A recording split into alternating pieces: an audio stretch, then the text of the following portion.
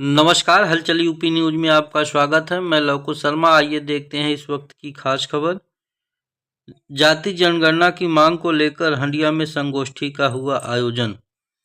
योगी सरकार में कानून व्यवस्था के नाम पर सिर्फ ढकोसला, राज्यपाल कश्यप।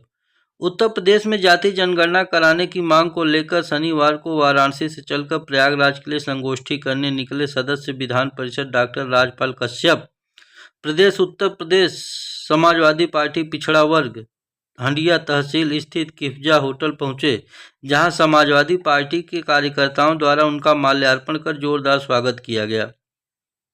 जाति जनगणना पर चर्चा करते हुए प्रदेश अध्यक्ष राजपाल कश्यप ने कहा कि समाजवादी पार्टी के समर्थन में केंद्र में बनी सरकार द्वारा 2011 की जनगणना में कॉलम जुड़वाया था, लेकिन बाद में कांग्रेस ने भी आंकड़े सामने नहीं रखे और ना ही 2014 में बीजेपी सरकार ने आंकड़े सामने रखे। किसी भी योजना के लिए आंकड़ों की होती है ज़रूरत। उन्होंने कहा कि हमारे नेता अखिलेश यादव का कहना है कि जातियों को आपस में न लड़ाया जाए, सबकी जात का हिस्सा सबके उसके आबादी के हिसाब से दिया जाए और सबकी जनगणना कराया जाए और सामाजिक, आर्थिक, शैक्षिक, राजनीतिक स्थितियों का आकलन कर लिया जाए, क्योंकि किसी भी योजना के लिए आंकड़े की आवश्यकता होती है। बिना आंकड़े की योजना धरातल पर नहीं लाई जा सकती है और वास्तविक लोगों को लाभ नहीं पहुंच सकता। इसलिए जनगणना कराना आवश्यक है, क्योंकि जनगणना प्रत्येक 10 वर्ष में होती है। योगी सरकार पर निशाना साधते हुए उन्होंने कहा कि उत्तर प्रदेश में जब से इनकी सरकार आई है तब से जंगल राज है और कानून व्यवस्था इनसे संभल नहीं रही है। उन्होंने कहा कि किसी प्रयागराज की घटनाएं लिया जाए तो सैकड़ों लोगों की हत्याएं हुई हैं, सामूहिक नरसंहार हुआ है। इन्हीं में से सरकार के साहू परिवार में 5 हत्याएं की गई, पटेलों की हत्या हुई, ब्राह्मणों में हत्या हुई। तब इनकी इंटेलिजेंस कहाँ थी, एलआईयू कहाँ थी, पुलिस प्रशासन कहाँ गई थी। उन्होंने कहा कि इनकी सरकार में उत्तर प्रदेश के अंदर कोई कानून व्यवस्था नहीं है। दिन दहाड़े हत्याएं, डकैती और लूट हो रही है। कानून व्यवस्था के नाम पर सिर्फ ढकोसलाबाजी के सिवा कुछ नहीं है। गरीब लोगों के भी रसोई में भी डकैती डालने का काम कर रही है, जेब पे डकैती डालने का काम कर रही है, बेतहाशा महंगाई लाके डकैती डालने का काम कर रही है। और बीजेपी चाहती है देश के लोग इतने गरीब हो जाएं कि 5 किलो अनाज पे जीवित रहें और इनके बच्चों का भविष्य चौपट हो जाए, मजदूरी करें और ये हमारे गुलाम बन जाए। ये देश में गुलाम बनाने की साजिश चल रही है। चंद उद्योगपतियों को देश की सारी सरकारी संपत्ति देके देश में आरक्षण खत्म करना चाहते हैं, निजीकरण लाना चाहते हैं और संविधान खत्म करना चाहते हैं। तानाशाह की तरीके से लोकतंत्र की हत्या करके और देश के लोगों को गुलाम बनाना चाहते हैं। समाजवादी पार्टी उसके लिए निकल पड़ी है, कमर कस ली है, अब रुकने वाली नहीं है। जातीय जनगणना बीजेपी सरकार कराए, नहीं तो ये जन आंदोलन अभी वाराणसी से चालू किया है। 9वां दिन है। वाराणसी गए, सोनभद्र गए, मिर्जापुर गए, भदोही गए और प्रयागराज में आ चुके हैं।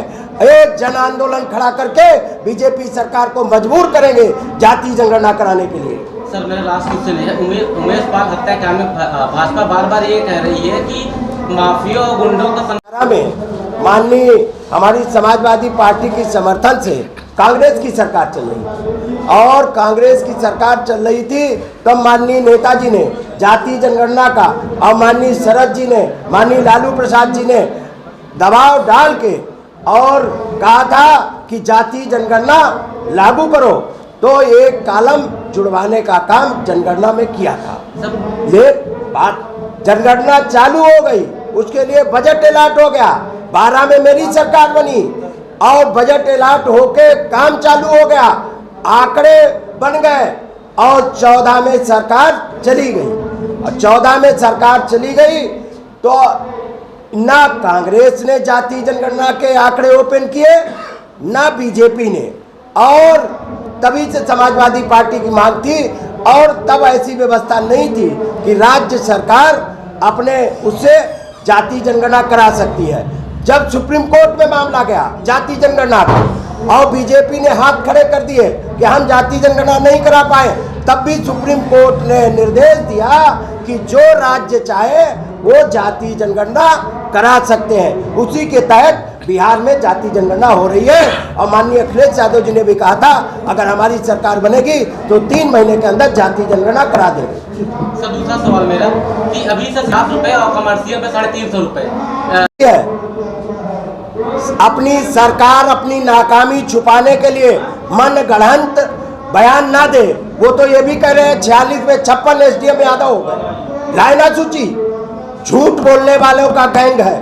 इन्होंने क्या कानून व्यवस्था के लिए किया?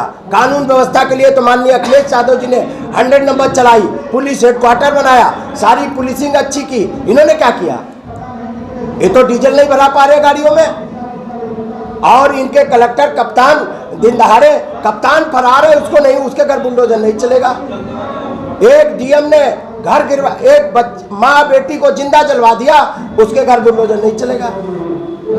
तो ये मनगढ़ंत नहीं, जो गुंडे अपराधी हैं उनके ऊपर कार्रवाई करें, लेकिन मनगढ़ंत बयानबाजी ना करें। और जो गुंडे हैं उनका संरक्षण बीजेपी कर रही है बैकडोर से, और जिनका नाम लेती है तो उनको भी बीजेपी ने चुनाव लड़ाने का काम समाजवादी पार्टी के खिलाफ किया था।